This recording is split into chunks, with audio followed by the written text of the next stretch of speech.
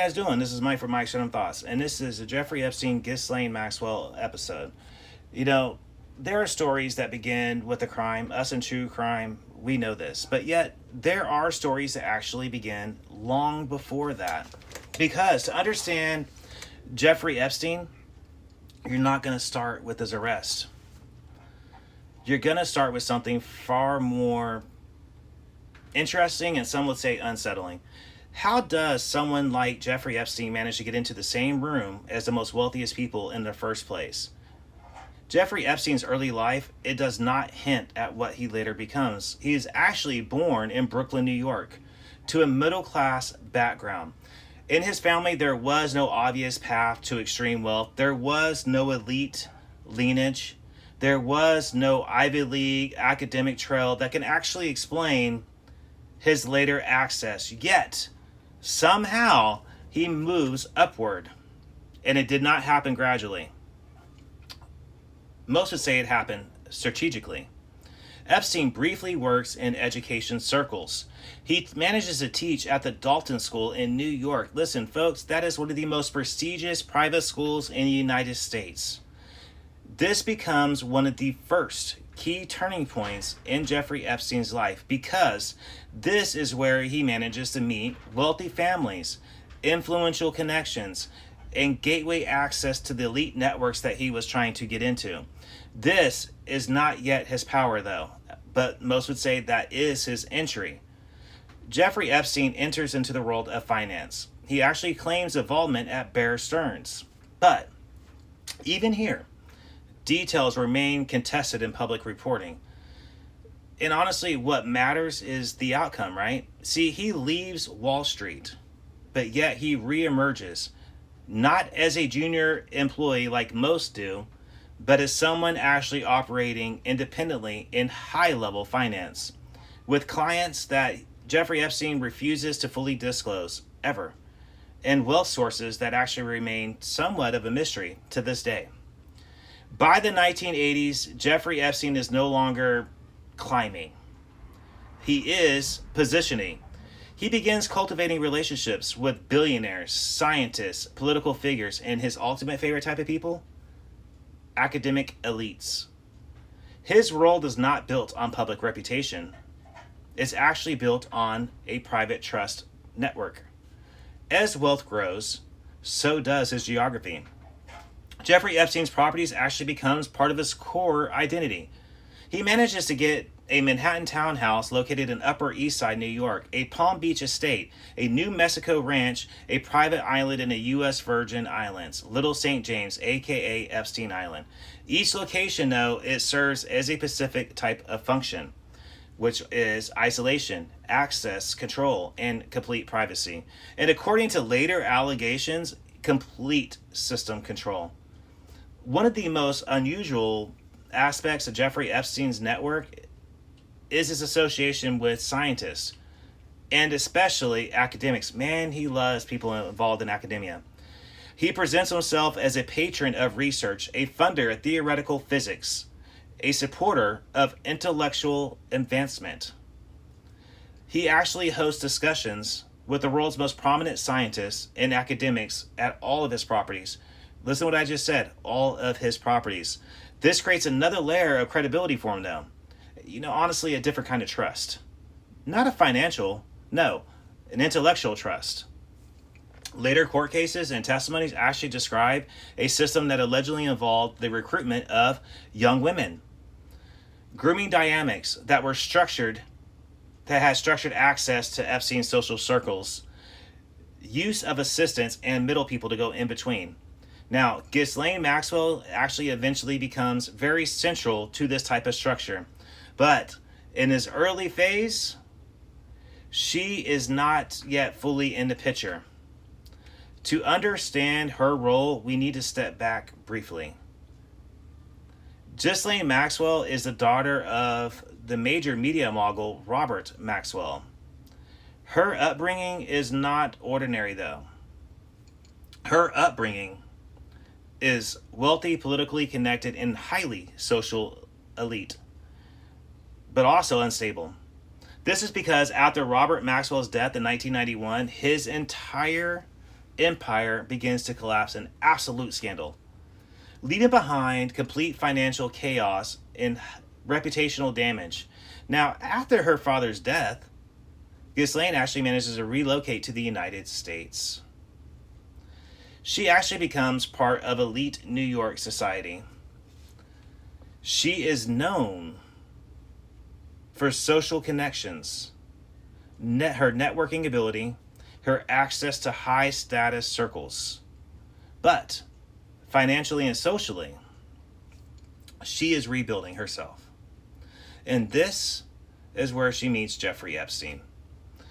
When Jeffrey Epstein and Ghislaine Maxwell connected, it is not your typical romance story. It is not a simple partnership though yet either. It's actually the merging of two systems that come together. One is built on money and access. The other is built on social engineering and elite navigation. What comes next, honestly, is not just influence. It's actually scale, control, and global attention. And honestly, that will last decades. By the late 1980s and into the 1990s, Jeffrey Epstein was no longer just a mysterious Wall Street figure with an unusual resume. He was actually becoming something far more dangerous.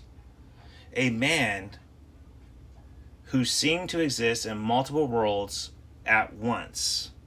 Finance, academia, high society, politics, and an underground network that very few fully understood at the time.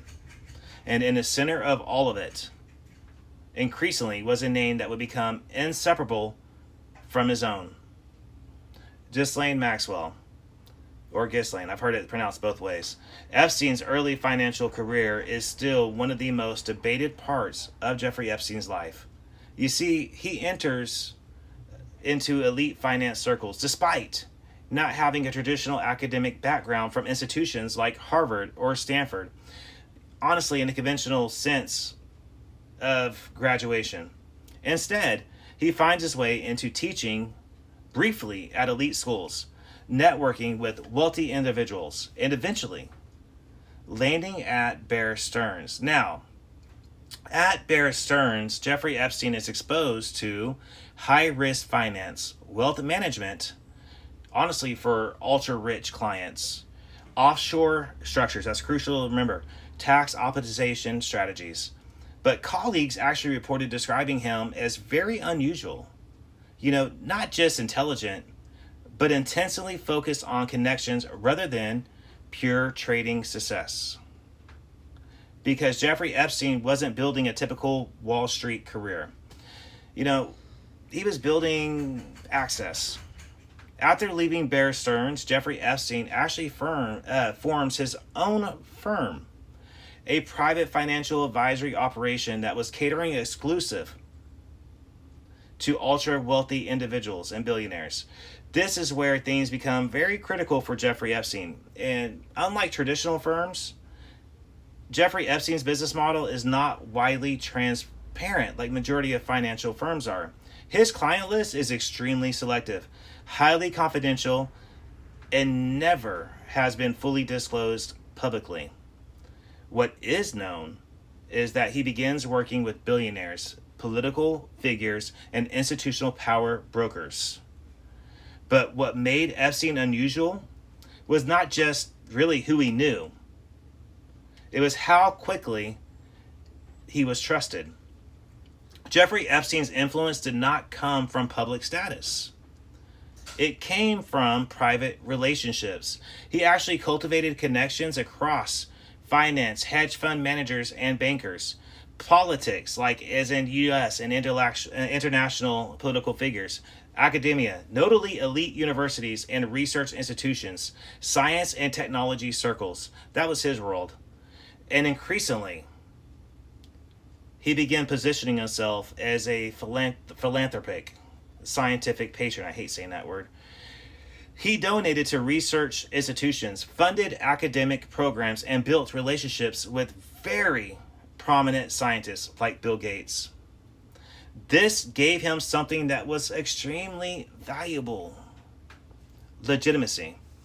See, by the 1990s, Epstein's Manhattan residence actually becomes more than a home. It becomes a social hub. Visitors reportedly included high-profile academics, business leaders, political figures, and celebrities. The environment, actually described by multiple accounts, is unusual. Frequent gatherings, highly controlled social access, strict hierarchy of visitors, very strict. But behind the social surface, investigators later alleged something far darker was developing. That was a system of recruitment, grooming, control, all operating underneath the appearance of social networking. Now turn to Ghislaine Maxwell. Born into extreme wealth and status, she is the daughter, like we said earlier, of Robert Maxwell. And his empire collapsed in absolute scandal after his death. Now, that collapse left Ghislaine really socially connected but highly financially unstable, embedded in elite British and European circles, seeking stability and influence in the United States. This is when she meets Jeffrey Epstein. And honestly, something clicks immediately. But really, their relationship, is not simply romantic or social. It becomes operational. In many accounts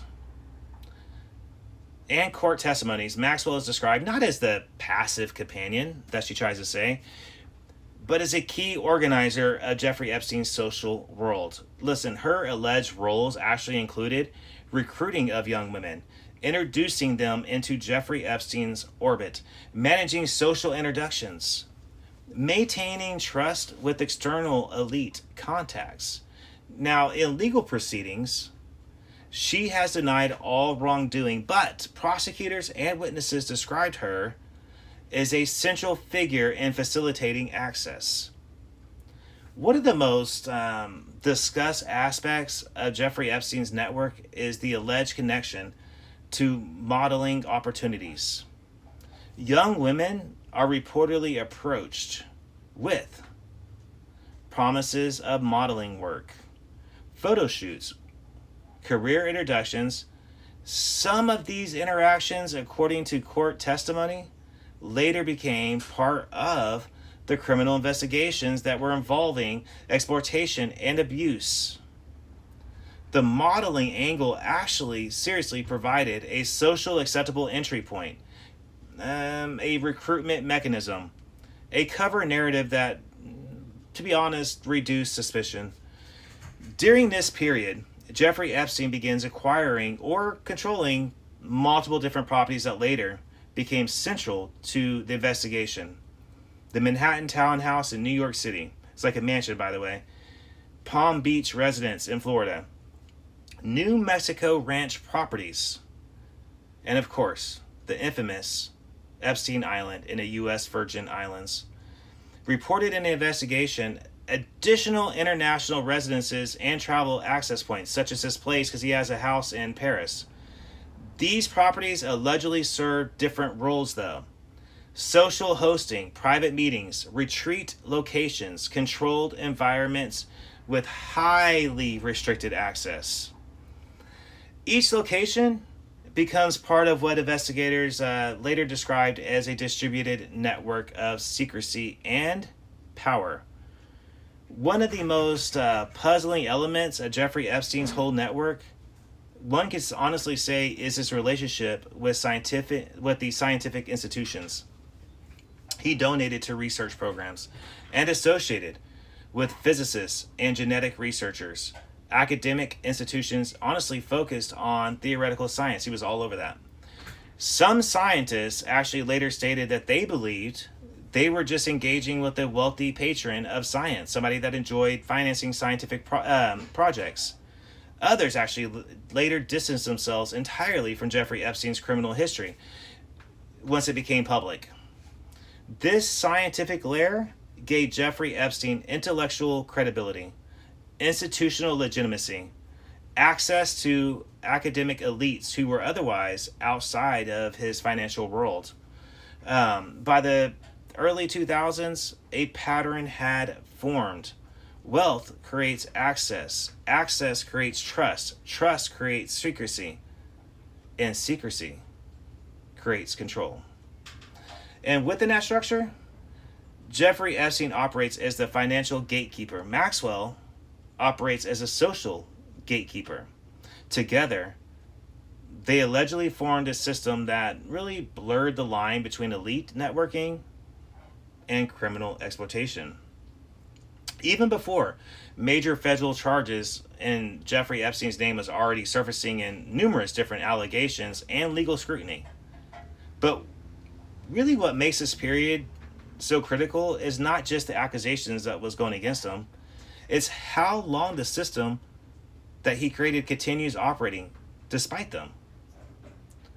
This raises questions that remain really central to conspiracy theories that you're going to find online. What are they? Well, some of them are like, how did such a network persist for so long without being caught? Who enabled access? Who ignored the warning signs?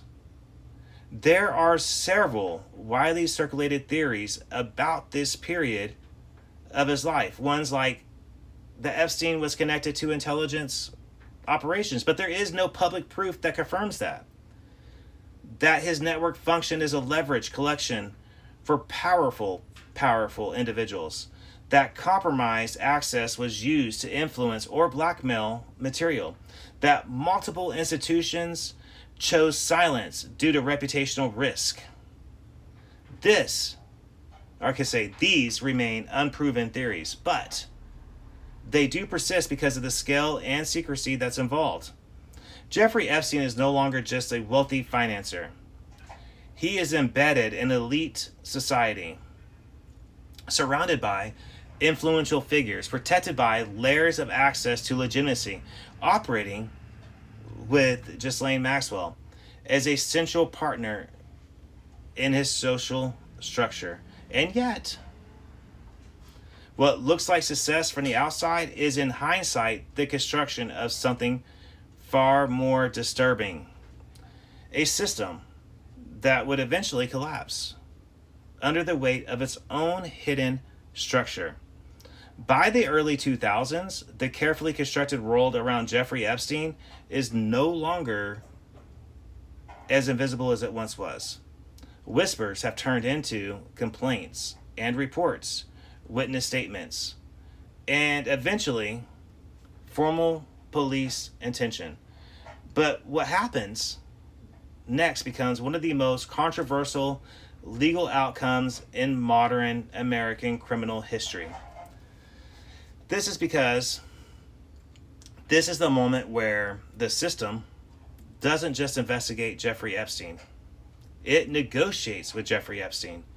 Palm Beach, Florida, a wealthy enclave that had gated estates, private beaches, and lots of old money, like the families with old money.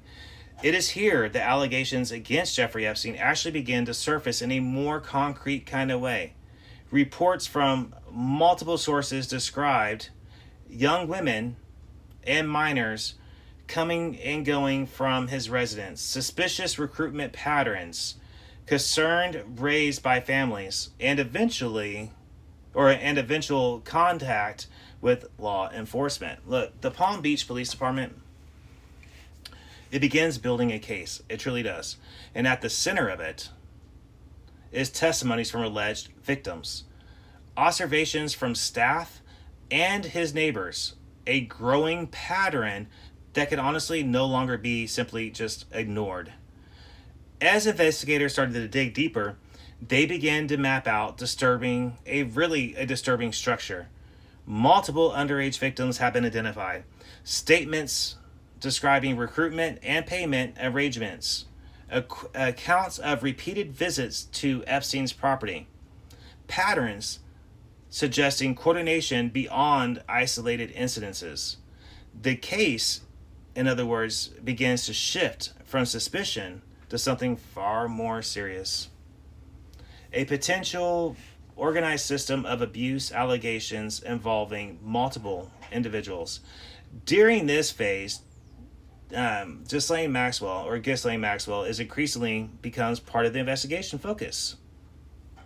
According to later testimony and prosecution arguments, she is alleged to have introduced young women to Jeffrey Epstein, helped facilitate introductions and visits, played a role in building trust with recruits, managed parts of the social and logistical flow of Jeffrey Epstein's world.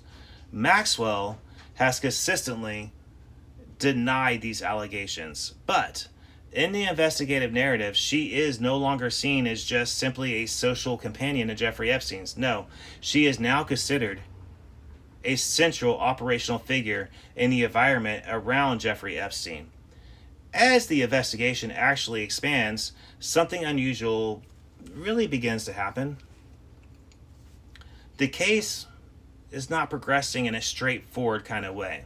Instead, legal pressure begins to shift. Prosecutorial strategy does change, and discussions begin behind closed doors.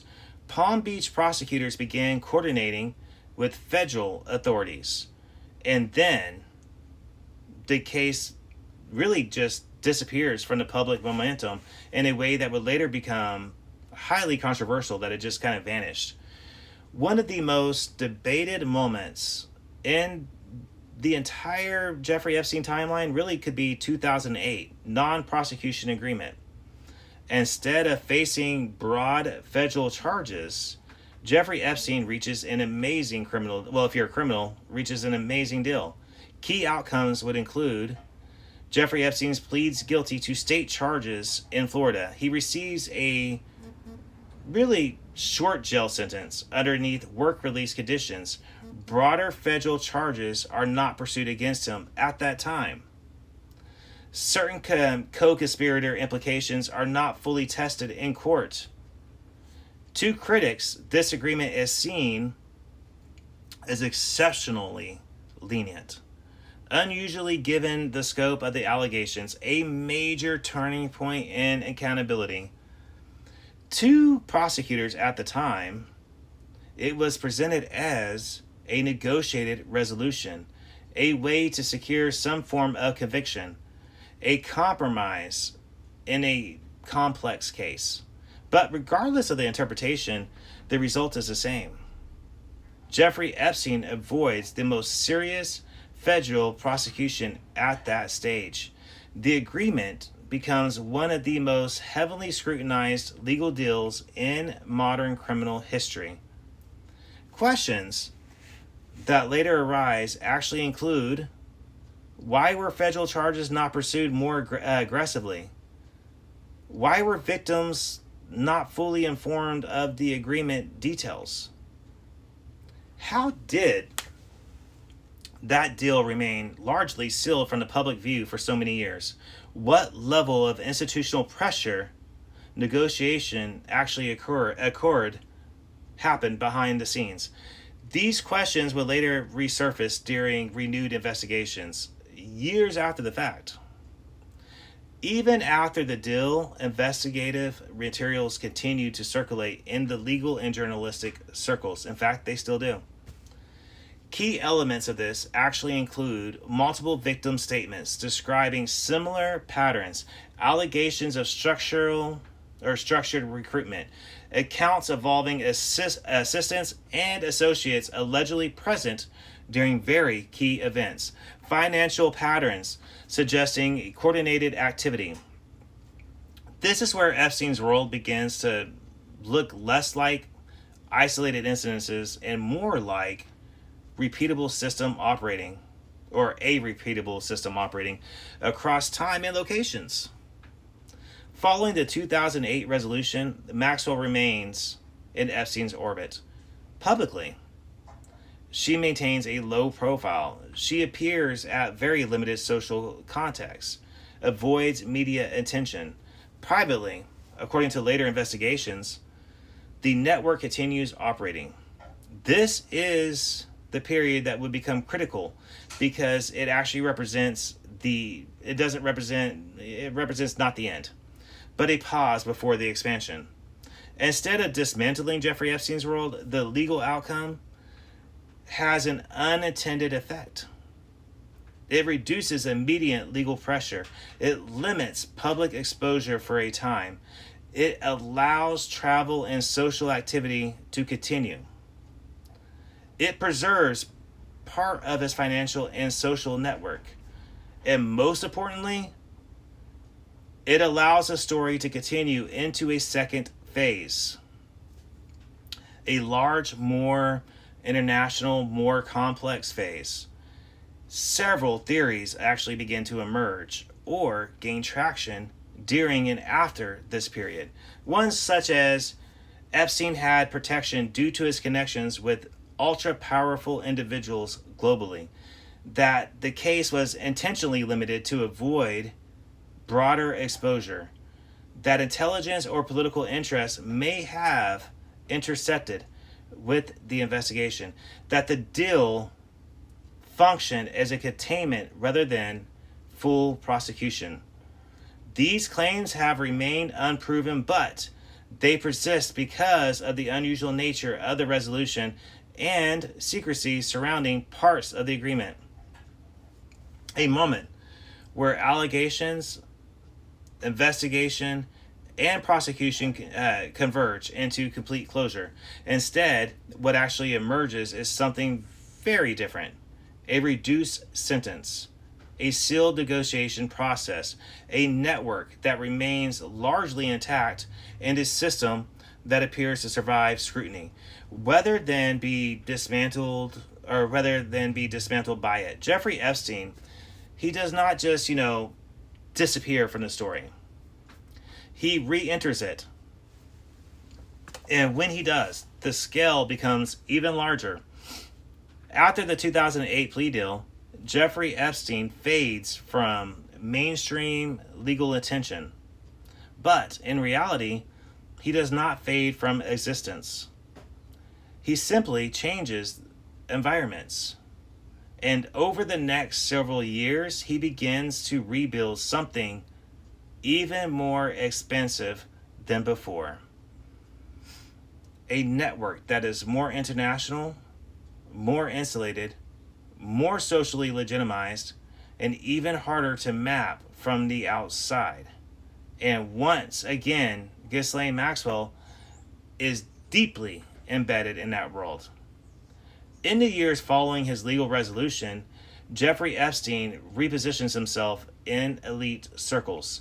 He is increasingly described in certain contexts as a financial advisor, a scientific philanthropist, a donor to academic research, a host of intellectual gatherings.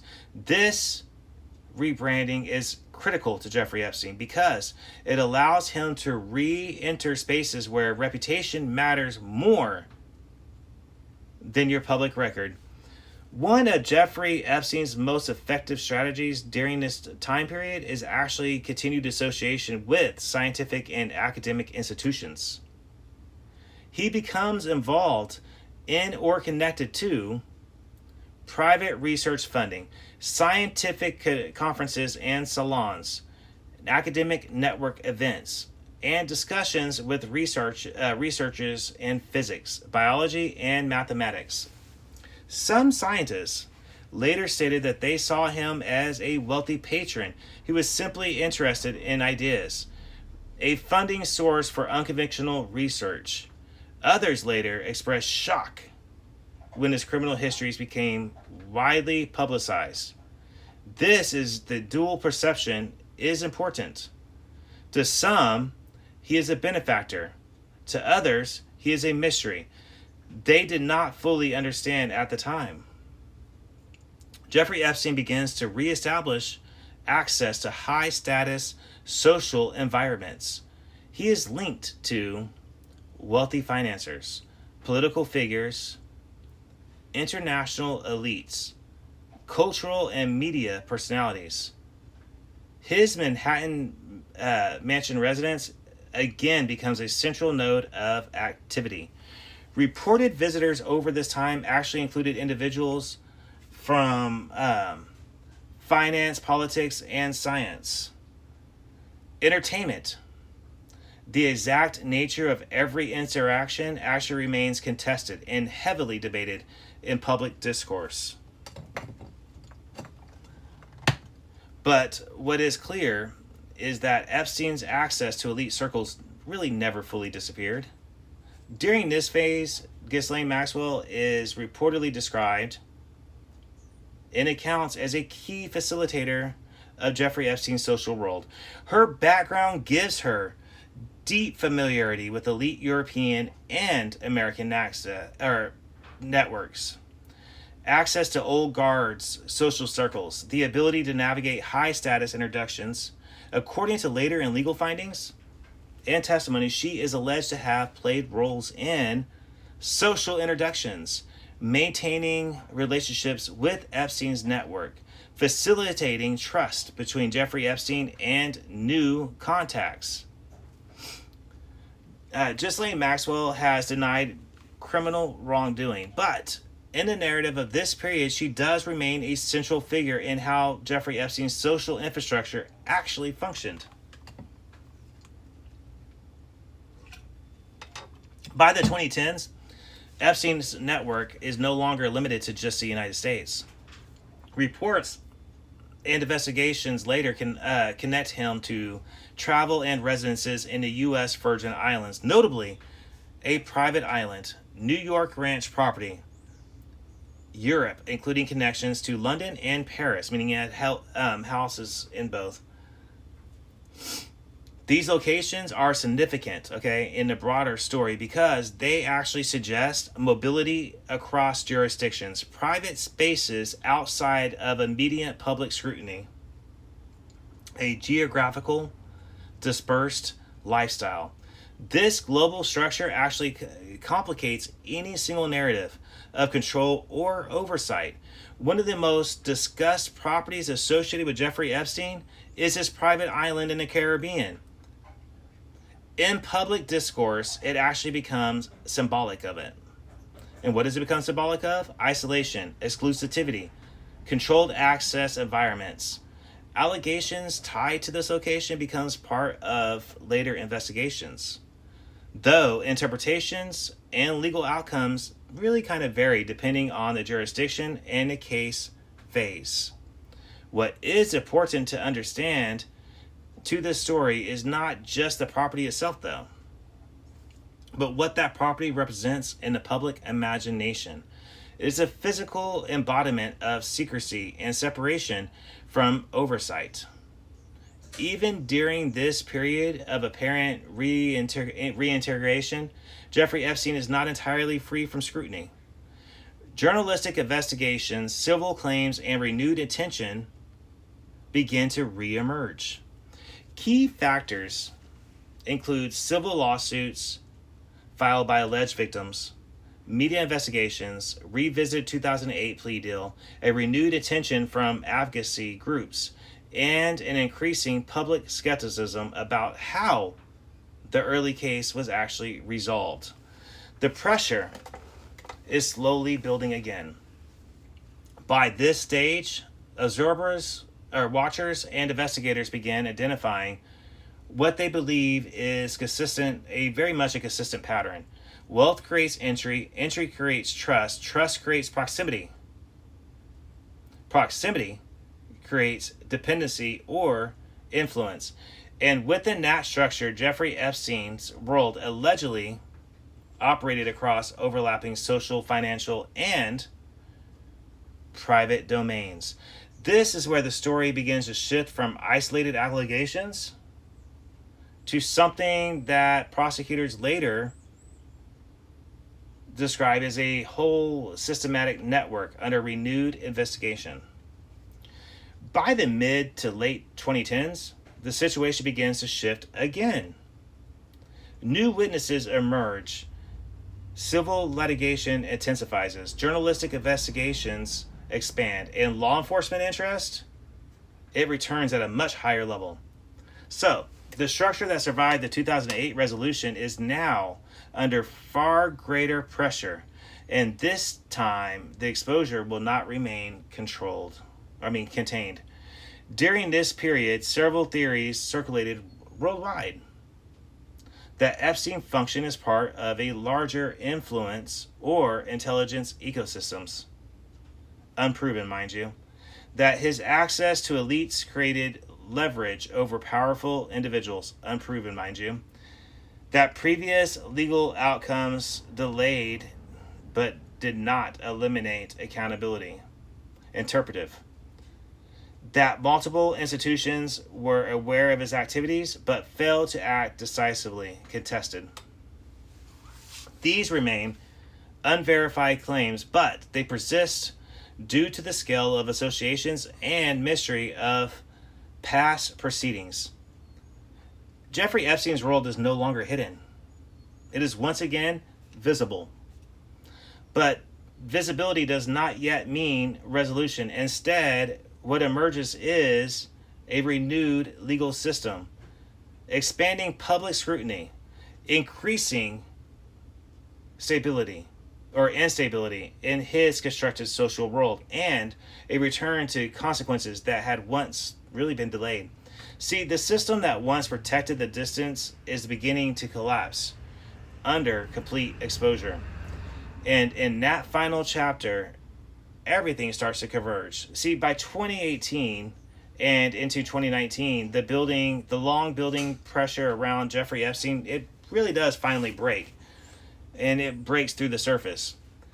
What had once been private allegations, civil lawsuits, old investigations, and media suspicion now becomes a full-scale federal case once again. But this time, the stakes are way higher. The evidence base is broader, and the attention is global.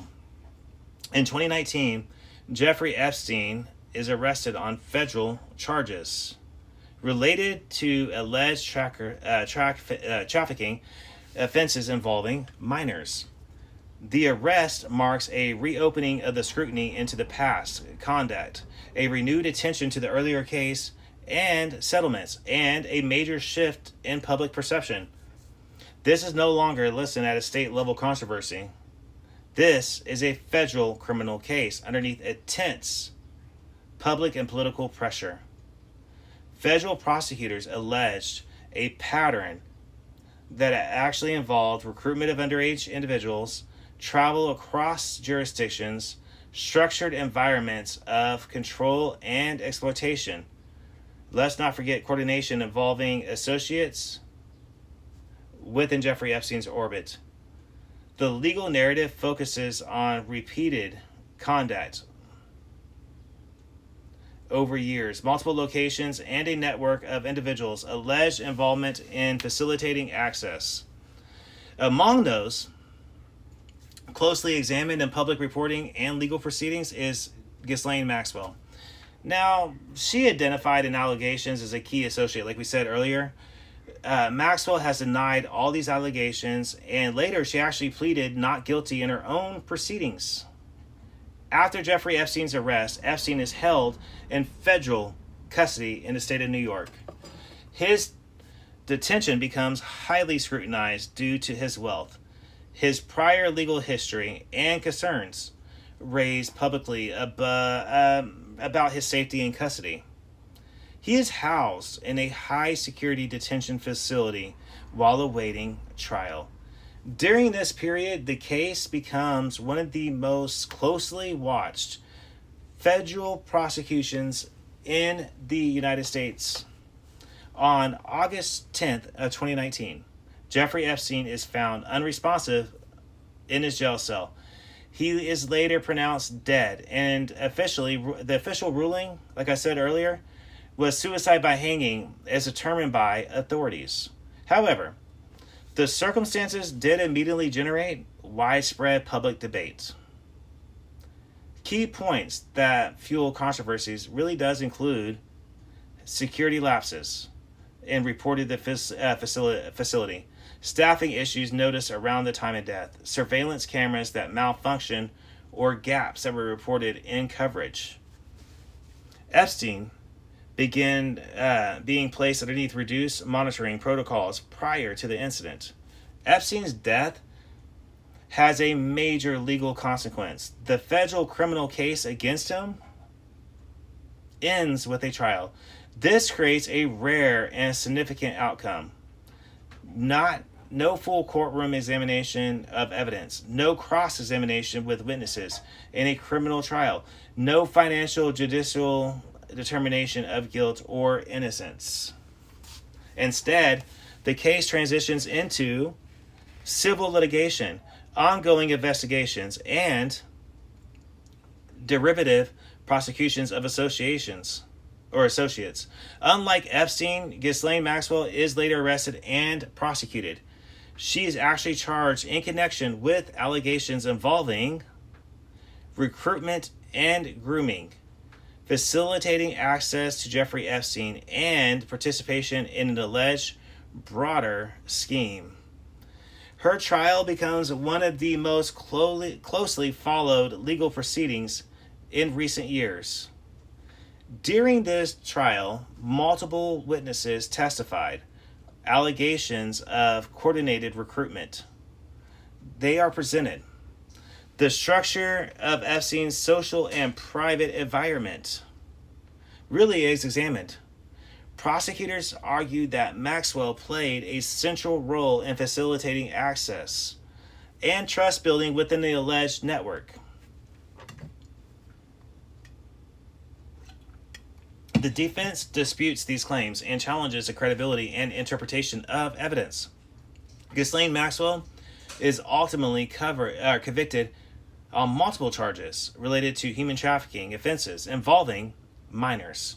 She is sentenced to a lengthy prison term in the federal system. She is later held in federal custody in a designated correctional facility. Her incarceration marks one of the most final major legal outcomes tied directly to Jeffrey Epstein's known inner circle. Following Jeffrey Epstein's death and Maxwell's conviction, numerous theories intensify. These include that Epstein's death was not properly secured or fully explained. Again, folks, this is unproven. That powerful individuals may have had motivation to prevent testimony. Highly speculative. That parts of the broader network remain unverified. That institutional failures contributed to both the plea deal and custody breakdown. Documented concerns, but interpretive varies. These theories persist largely due to the lack of full criminal trial for Jeffrey Epstein, sealed or limited historical records, and the scale of the elite level associations involving in earlier phases. By the end of the full timeline, the Jeffrey Epstein's Maxwell story is no longer just about two different individuals. It becomes a layered narrative involving wealth access, legal systems, and negotiated outcomes, elite social and institutional networks, media scrutiny and public reaction, and unresolved questions that continue to circulate. So, farther into the Jeffrey Epstein and Ghislaine Maxwell's case continues to be discussed, not only because of what was proven in court, but because of what actually remains partially documented, partially sealed, and heavily debated.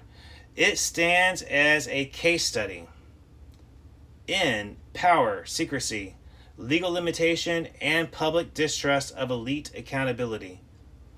By 2019, the Jeffrey Epstein story is no longer just a slow-building controversy hidden in elite circles.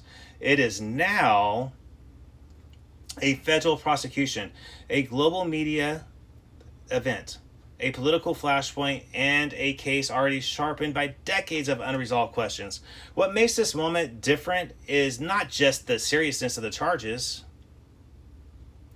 It is that the earlier system of negotiated resolution, limited exposure, and controlled legal outcomes, this no longer holds. This time, the case does not just settle quietly. This time, the case accelerates. Jeffrey Epstein is arrested in July 6, 2019 on federal charges alleging a long-running pattern of trafficking-related offenses involving minors. Unlike the earlier 2008 Florida resolution, this case is actually built on expanded investigative material, civil litigation records, multiple witness statements that have been collected over numerous different years, financial and travel documentation, and a renewed federal prosecutorial focus. The indictment alleges a structured pattern involving recruitment and coordination over an extended time period. It is no longer framed as isolated incidences. It is framed as a system of conduct across multiple jurisdictions. Prosecutors describe a pattern that is not random or episcopal, but really organized. The alleged structure includes recruitment of underage individuals, movement across state and international lines, financial payments tied to participation in activities, the use of multiple residences and controlled environments, and involvement of associates within Jeffrey Epstein's social orbit. The legal framing, listen, it actually does matter here because it shifts the narrative from individual accusations to coordinated conduct over time. And within that framing, Ghislaine Maxwell is repeatedly referenced in public reporting and later testimony as a key associate. She denies all criminal wrongdoing. By the time of Epstein's arrest, Maxwell is no longer a background figure in public precipitation.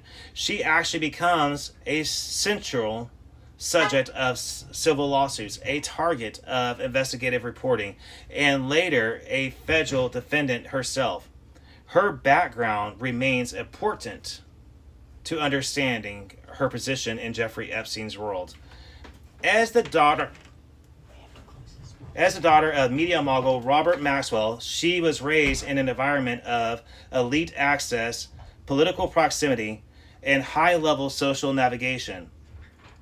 After her father's death and the collapse of his empire, she relocates into a new elite circles in the United States and Europe. Her association with Jeffrey Epstein becomes a defining part of that transition.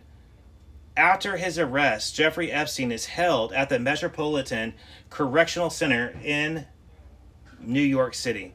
His detention, actually, the conditions become subject of intense scrutiny. This is due to his high-profile status, his wealth and influence, and prior legal outcomes that really had avoided any kind of federal trial.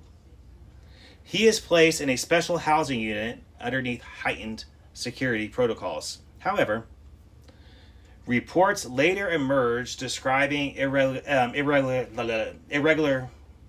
in monitoring procedures and staffing conditions and facilitating during this period. On August 10th of 2019, Jeffrey Epstein is found unresponsive in his cell. He is later declared dead. The official determination is suicide by hanging. This is concluded by authorities following an investigation. However, the circumstances immediately generate national and international controversy.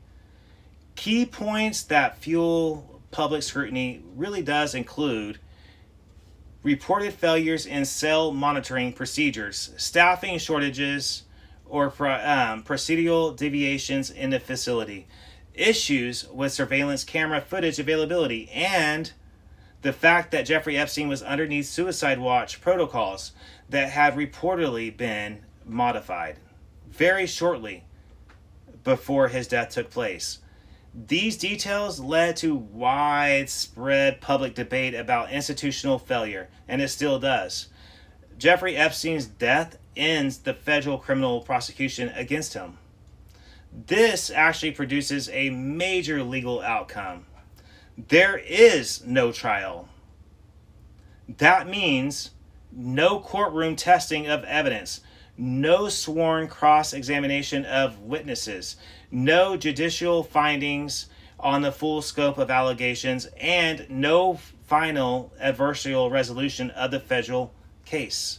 Instead, the legal system shifts to civil litigation, continuation, investigations of associates, and secondary prosecutions. The absence of a trial becomes one of the most defining features of the case's legacy. Unlike Jeffrey Epstein, Ghislaine Maxwell remains subject to prosecution. She is arrested in 2020 and charged in connection with allegations involving recruitment of minors, facilitation of access, and participation in an alleged coordinated pattern of conduct. Her trial takes place in a federal court and becomes one of the most closely watched proceedings in honestly recent court history. During the Maxwell trial, prosecutors presented witness testimony from multiple alleged victims, descriptions of recruitment processes, accounts of travel and residence-based encounters, and, of course, evidence intended to establish coordination within Jeffrey Epstein's network. The prosecution, their central argument is that Maxwell played a role in building trust with recruits, introducing individuals into Jeffrey Epstein's environment, and facilitating access across multiple locations. The defense challenges credibility of witnesses, interpretation of historical events, and the framing of Maxwell's involvement. The trial becomes not only about individual actions, but about how an entire environment is interpreted legally. Maxwell is ultimately convicted on all multiple charges related to human trafficking offenses involving minors. She receives a lengthy federal prison sentence. Her conviction actually becomes a major legal conclusion to one branch of the broader Jeffrey Epstein network's investigation. Even after conviction and death, the Jeffrey Epstein case leaves behind a lot of unresolved institutional questions. Ones like how earlier legal agreements were structured and negotiated, why federal prosecution pathways were limited in 2008, how oversight failures occurred in detention settings, and how such a large network actually operated across so many years without any earlier interruption. These questions remain the subject of an ongoing public and legal debate still going on. Following Jeffrey Epstein's death and Maxwell's conviction, several theories have continued to circulate, really, you could say widely, that Jeffrey Epstein's death involved institutional failure or external interference. This has been unproven. That part of his network remains unidentified or uninvestigated, unverified claim that earlier legal outcomes reflected broader systematic failure or pressure. This is really interpretive. That elite connections complicated prosecutorial decisions, highly speculative. None of these claims have actually been conclusively proven in court, but they do persist due to the scale of the network described in testimony, the lack of a full Epstein trial, and the complexity of relationships documented across decades. By the end of Jeffrey Epstein and Ghislaine Maxwell's legal arc, the story is no longer just a criminal case that's simple. It becomes a broader study of wealth access in modern society, the relationship between influence and accountability, the limitations of legal systems in long-running multiple jurisdictional cases, and the tension between public narrative and courtroom record. It is also a case that exists in two versions at once. The legal version, defined by charges, convictions, and procedural outcomes, and the public version, defined by unanswered questions, associations, and interpretation. Both continue to exist simultaneously. Okay, I'm going to cover a little bit more here. All right. After Jeffrey Epstein's death in 2019, the internet and the alternative media ecosystems actually became flooded with absolutely tons of speculation because the case had, again, no trial, missing or disputed surveillance details, a history of secrecy and sealed agreements, and extreme public distrust of institutional handling. It created a space for theories to spread rapidly. Two of the most circulated themes actually include body double claims and a figure that sometimes is referred to online as Palm Beach Pete. One of the most persistent online theories suggests that Jeffrey Epstein may not have been the individual seen in custody during his final weeks. Instead, some online commentary claims a body double may have been used. By the way, I'm one of those. That visual identification was unreliable or manipulated. That photographs or sightings of Epstein in custody appeared inconsistent to them. These claims are typically based on photo comparison, speculation, jail observation rumors, perceived inconsistencies in media images. However, there is no verified evidence, no credible forensics confirmation, and no official investigation findings that actually support the existence of a body double. Authorities and official reports identified the deceased individual as Jeffrey Epstein based on standard identification procedures that is used in custody deaths.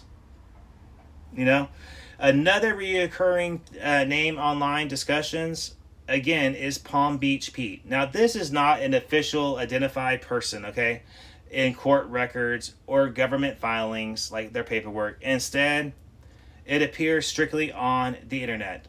Discussions as a nickname used in an ongoing, basically used in conspiracy communities to describe an alleged unidentified male figure that is connected to Jeffrey Epstein's Palm Beach environment. Okay, a supposed intermediary of handler type presence described basically as a fragmented witness interpretation online, or in some versions a symbolic placeholder for claims that were additionally unseen participants in Jeffrey Epstein's orbit. Importantly, there is no confirmed legal identity to Palm Beach Pete in public indictments or trial records. No verified law enforcement documentation supports the existence of such a person as described in conspiracy narratives.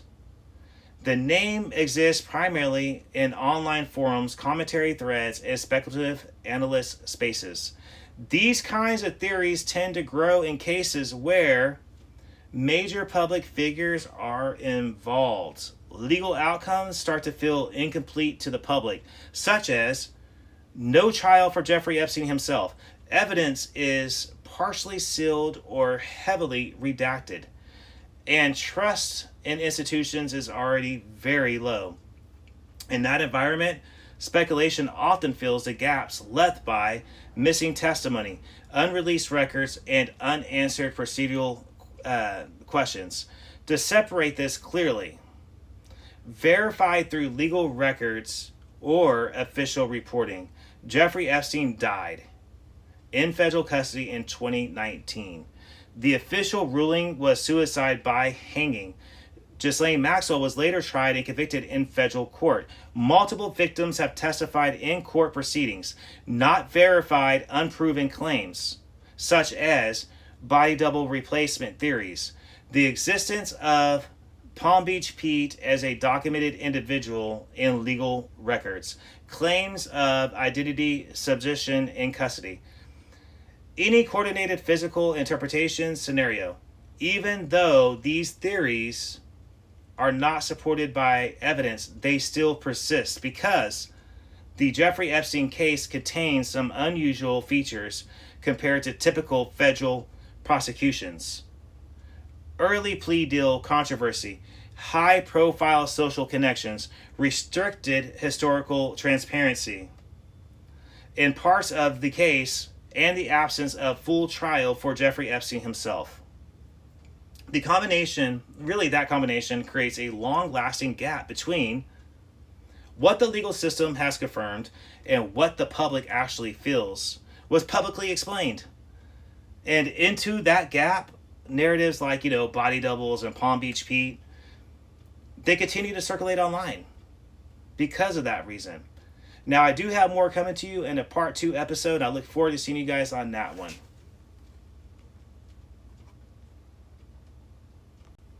How are we doing? Welcome back to Mike's Random Thoughts. This is still the episode for Jeffrey Epstein and Ghislaine Maxwell. Now, I wanted to make sure that I included some information about Jeffrey Epstein's properties and how he managed to acquire those. So some of this might be repeat information. I apologize for that. However, we're going to straight get into it, okay? So Jeffrey Epstein's rise into high society, as we discussed earlier, it didn't just happen overnight. By the time that most of the people actually knew Jeffrey Epstein's name, he had already spent years building something far more powerful than a traditional financial career.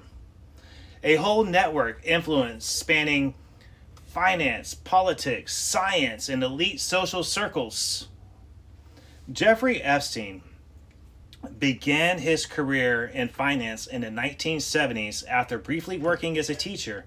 He entered Wall Street through Bear Stearns, where he cultivated a reputation for mathematics, highly mathematical skills, and aggressive deal making. But even earlier accounts described him as unusually selective, not interested in broad institutional work, but instead focused on high net worth individuals and private arrangements.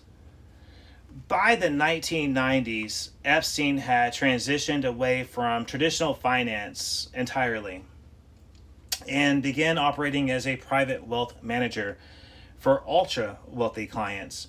This is where his network actually begins to blur into something more unusual. He was no longer just managing money. He was managing access to money. One of the most important geographic centers in Jeffrey Epstein's story is Palm Beach, Florida. His mansion was there, which he purchased in the 1990s, and it became one of the most infamous properties that was tied to him in later investigations and criminal lawsuits.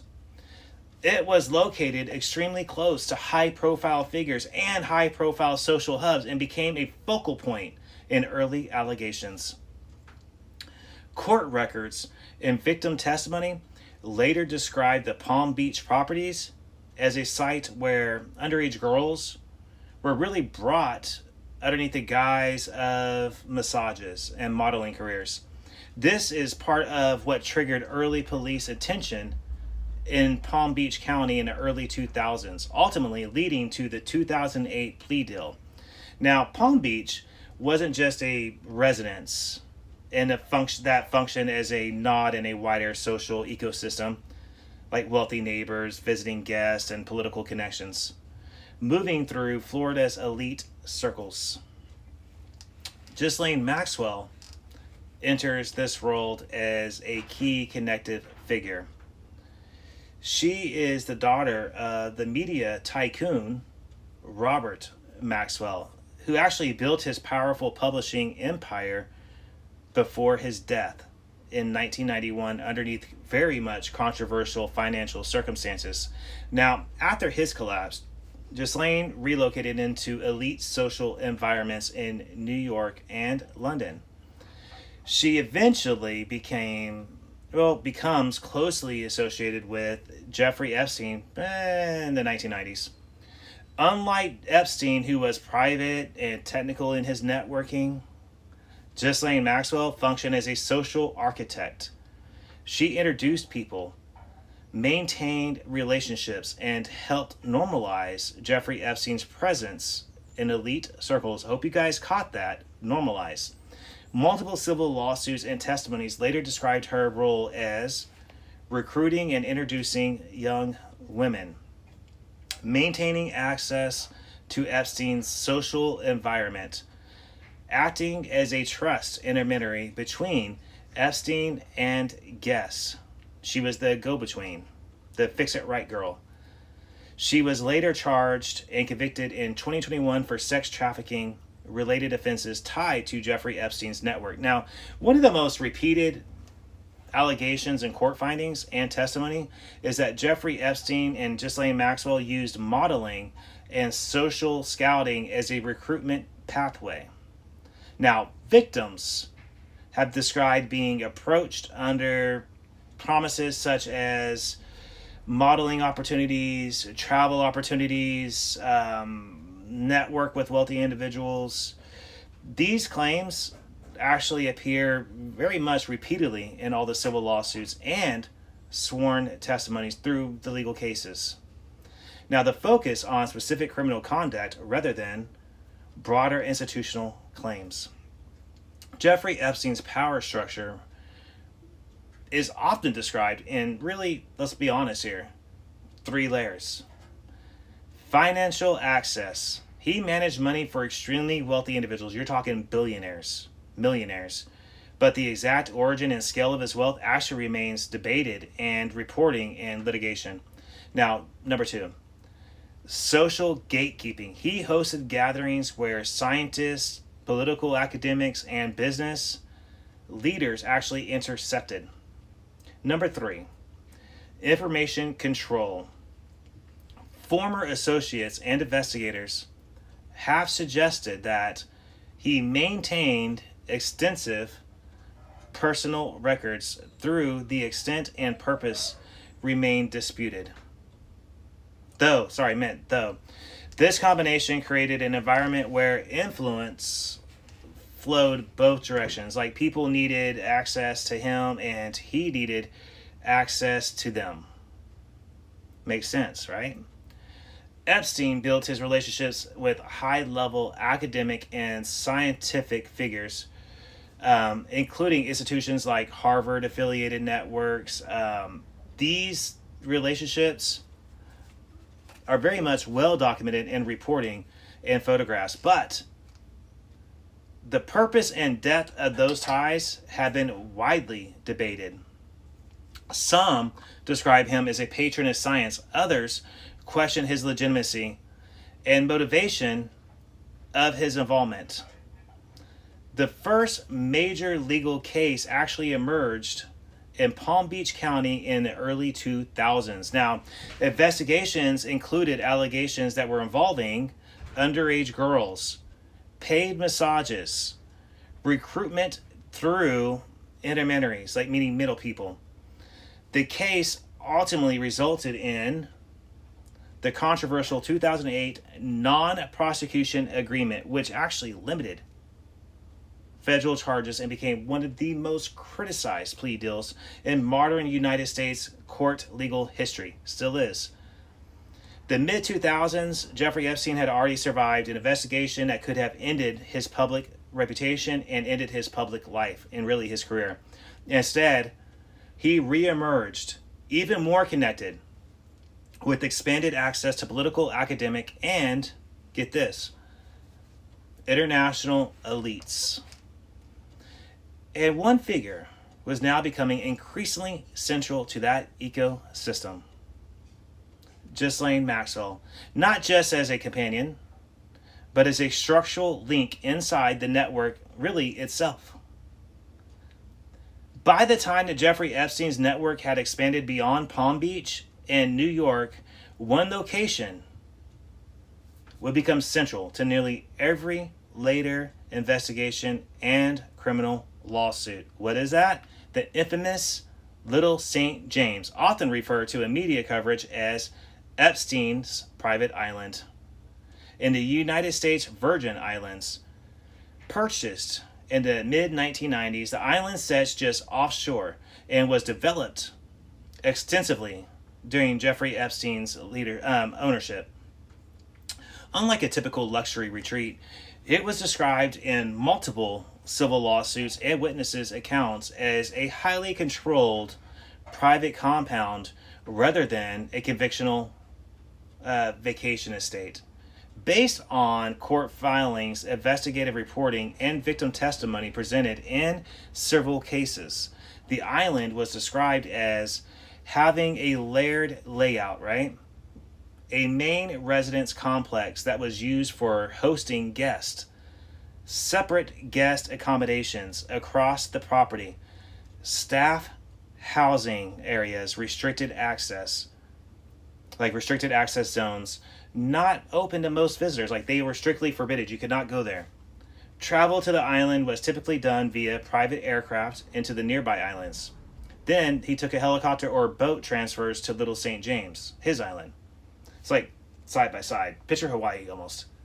This controlled transit system meant guests were largely dependent on Epstein's logistics once they arrived.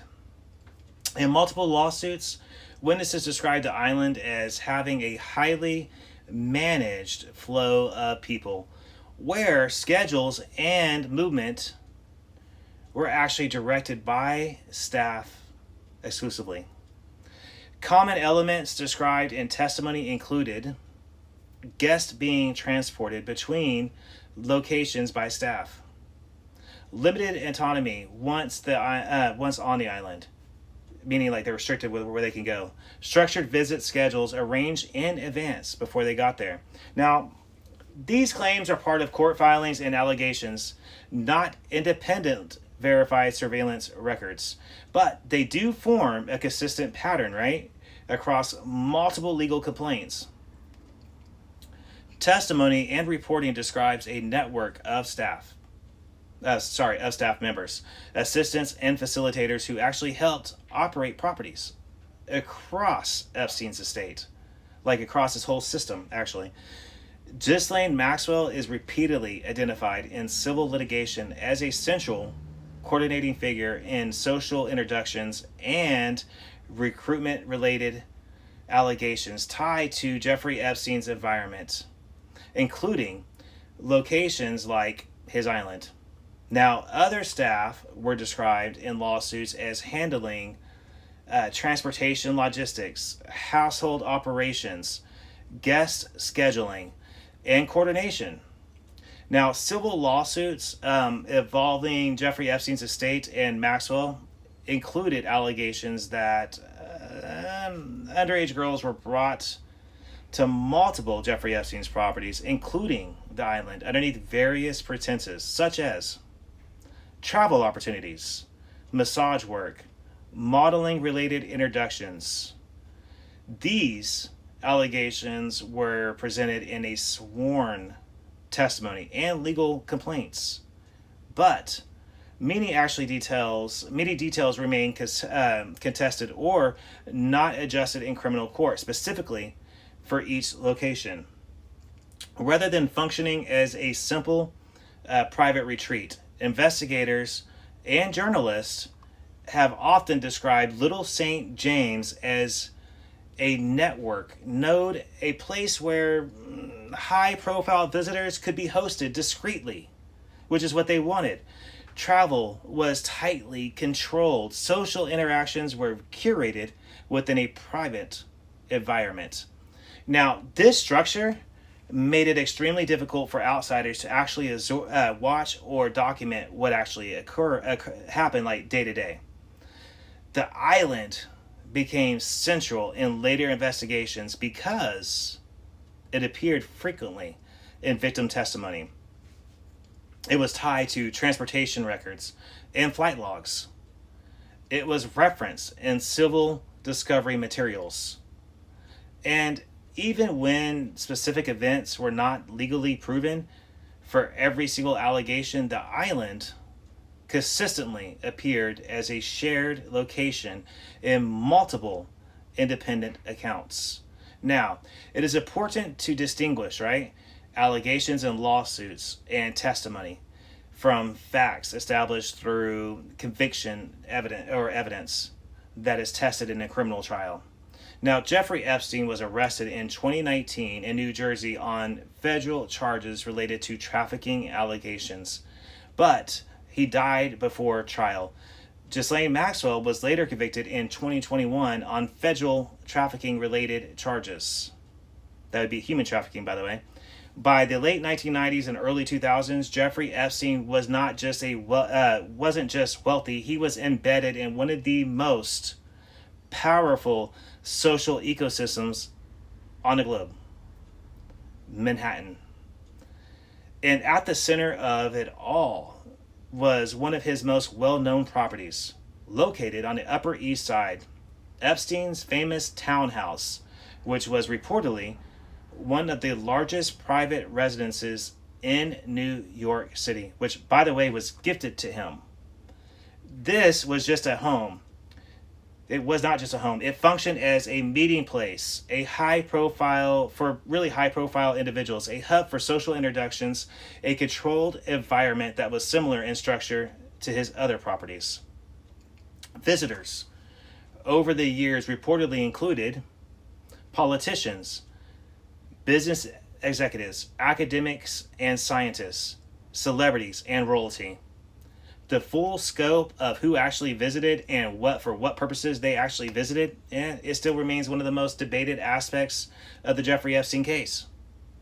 Now, if Palm Beach was the entry point and the island was the isolated part, Manhattan, that was a showcase. Ghislaine Maxwell, she played a key role here. Unlike Epstein, she was highly visible in elite social circles since she was a kid, attending events, hosting gatherings, and introducing people. She was a socialite. That's how she was raised. Her role, as described in court proceedings and testimonies, often actually included facilitating introductions, vouching for Jeffrey Epstein socially, like explaining away what he does, helping normalize his presence among famous and wealthy people, such as elites. This created a dynamic where Jeffrey Epstein didn't need a traditional credentials, right? He had social validation. Jeffrey Epstein's Manhattan presence also extended into academic and scientific circles. He cultivated relationships with university figures, surprise, surprise, researchers, thinkers in emerging scientific fields, again, like Gates and numerous others. This gave him access to a different kind of power, not just wealth or politics, but intellectual legitimacy. Some described him as a patron of science. Others later questioned, why was he so deeply embedded in these type of circles? What did he gain from those relationships? Another critical element that surfaced in the investigation was Jeffrey Epstein's private network. Flight logs from his aircraft, often discussed in media. It really was for months. Trips between New York, Florida, the U.S. Virgin Islands, international destinations such as Africa and Europe. These logs became a focal point in public discussion because they appeared to show repeated travel patterns, overlapping presence and individuals in Epstein's orbit. However, it's important to note, being listed in flight logs, it does not imply wrongdoing. When people say, why aren't they getting busted? Many names were included simply as passengers or associates. Over time, multiple lawsuits led to the release of documents tied to Jeffrey Epstein and Ghislaine Maxwell. Now, these included depositions, emails, witness testimony, internal communications. Some documents were unsealed years later, adding new names, timelines, and context, but often without definite conclusions for every single individual that was actually mentioned. Now, this created a situation where information was increased. Public clarity did not always follow. For years, Jeffrey Epstein operated largely outside public scrutiny. Now, that changed dramatically with investigative journalism, particularly reporting that revisited the 2008 plea deal and exposed how unusual it actually really was. The renewed attention led to public outrage, re-examination of past cases, increased pressure on federal authorities. By 2019, Jeffrey Epstein was arrested again, this time facing federal charges that could have led to a full trial. As more documents started to surface, so did widespread speculation online. Now, these actually included claims about blackmail operations, intelligence connections, hidden surveillance systems, high-profile individuals being compromised. There's also unverified internet theories that started circulating really heavily, including claims about body doubles. I still believe there was body doubles. Allegations involving individuals nicknamed things like Palm Beach Pete, said to appear around Jeffrey Epstein in certain locations. I want to establish something for you guys. Important context, okay? Now, these claims are not established facts. They are not confirmed in court rulings or verified investigative findings. They largely originate from online forums and communities, independent researchers, and speculation communities. They actually persist because the case involves such powerful individuals and such wealthy individuals. Key questions remain unanswered. Epstein died before trial, leaving gaps in public record.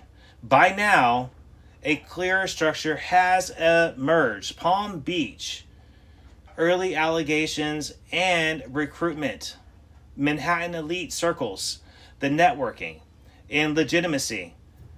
Little St. James, which was highly controlled. It was his controlled private environment. Each location served for a different purpose, as I keep trying to point out over and over again. But together, they formed a whole ecosystem that was not isolated incidences. See, by 2019, the walls were finally closing in. Jeffrey Epstein was in federal custody. Ghislaine Maxwell has disappeared from public view. The documents were coming out. The witnesses were speaking. And for the first time, it seemed like the full structure might actually finally be exposed. Seemed like. But then everything stopped. This is where everything converges.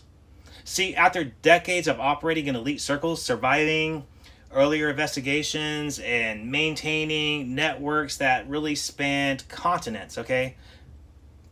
Jeffrey Epstein was finally arrested in 2019 when he flew into an airport in New Jersey.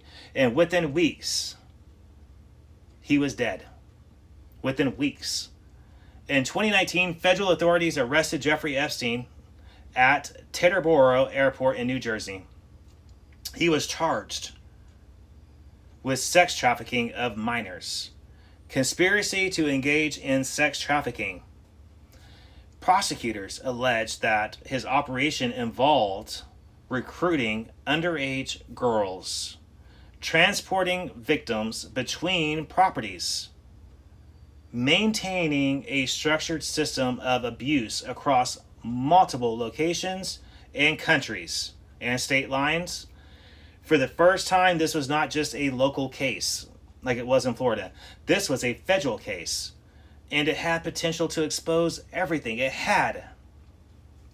Jeffrey Epstein was held at Metropolitan Correctional Center, MCC, a federal detention facility in Manhattan, New York. Now, almost immediately, there were warning signs. He was placed on suicide watch after an earlier incident. Then, later removed from suicide watch, assigned a cellmate, then reportedly left alone. In a facility that was designed for high-profile inmates, multiple procedural failures would later actually be identified. On August 10th, 2019, Jeffrey Epstein was found unresponsive in his jail cell. Now, he was pronounced dead shortly after that fact. Now we're going to look at something I think is actually kind of crucial, the official ruling, right? Now, the official cause of death was ruled by the New York City Medical Examiner, which was what? What we've all heard, suicide by hanging. This remains the official legal conclusion. After his death, the investigation revealed serious breakdowns inside the jail. See, guards were reportedly failed to conduct required checks. Surveillance cameras malfunctioned or had missing footage. Staffing shortages were documented. Record keeping was inconsistent. 2 correctional officers were later charged with falsifying records that they later avoided in jail through illegal agreement. Sorry about that, guys. It's really hot where I'm at right now. These failures fueled public skepticism. Because of the circumstances, Jeffrey Epstein's death triggered massive speculation. Common theories included he was silenced. Powerful individuals were involved. The system failed intentionally. Other more extreme claims actually started to circulate online, including body doubles, like those theories. And yes, I still believe in that. That's why I keep saying it. Claims that he was extradited or secretly alive somewhere. It's important to note that there is no verified evidence supporting any of these claims. Investigations and official findings maintain the ruling of suicide. Now, many theories persist due to the unanswered questions and institutional failures. Now, after Jeffrey Epstein's death, attention started to shift fully to the person that many people saw as the key to the entire network. Ghislaine Maxwell. Now, for nearly a year, she disappeared from public view. Then, in July of 2020, she was arrested in New Hampshire. She was charged with conspiracy, enticing minors, sex trafficking, related offenses. Prosecutors argued that she was not just associated with Jeffrey Epstein. She was essential to how the system actually operated. Now, Maxwell's trial became one of the most closely watched cases in modern court history. Now, key elements included testimony from multiple victims, descriptions of recruitment patterns, accounts of how Epstein's system actually functioned. The prosecution painted her as a recruiter, a facilitator, a coordinator of access. Now, the defense argued she was being blamed for Jeffrey Epstein's actions. She was not the central operator. So, in December of 2021, Ghislaine Maxwell was found guilty on multiple related counts related to sex trafficking of minors. She was later sentenced to 20 years in federal prison. Okay, now hold on one second, please.